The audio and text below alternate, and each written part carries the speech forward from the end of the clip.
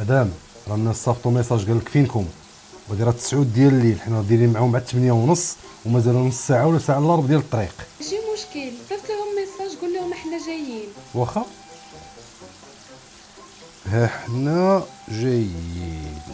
هذه ماشي كذبه، وحنا كلنا عارفين باللي هذه ماشي كذبه. هي بصح راه يلاه بدات تدوش، ولكن حنا راه جايين. نوينا مالنا حنا ما جايينش، صافي كلمه واحده. الكلمه ديال حنا جايين عليها اجماع وطني. ملي تسمعها عرف باللي هذوك اللي قالوها ليك راه مازال لابسين حوايجهم ديال الدار، وباقي لهم على الاقل واحد الساعه ونص باش يوجدوا يخرجوا من الدار. هادشي ماشي عبات، هذه منظومه منظمه معترف بها وطنيا. الوقت عندنا هو علم، عنده قانون، فيه فصول، فيه بنود، وكيتنزل على مراحل. ملي تسمعها حنا قراب نوصلوا كتعني يلاه ديما طوموبيلات تسخن. هي لغه مشفره ولكن معروفه عند الجميع، وحتى هما ملي كيسمعوا ها حنا قربنا لعندكم كيقول لمرتو نقصي على الطاجين، هادو راه يلاه خرجوا من الحومه عندهم. وإلا قال لك حنا عند الباب ونزلتي حليتي ليه وما لقيتيش، عرف باللي راك مازال ما فهمتيش القانون اللي كيجمعنا، وخاصك تجمع راسك وما تبقاش مطنق وما تبقاش خارج المنظومه. وباللي الحاجه الوحيده اللي كتاكد لك باللي صافي راه وصل هي ملي كيضرب جهته في الطاجين وكيدخل عندك، ديك الساعه عرف وصل. وهادشي راه جاري به العمل.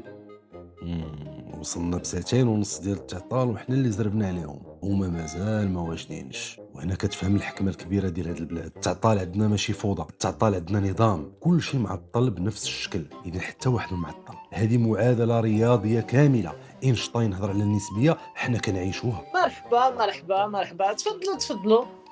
الله أنا جاي. يبارك فيك، الله يخطيك، شكرا بزاف.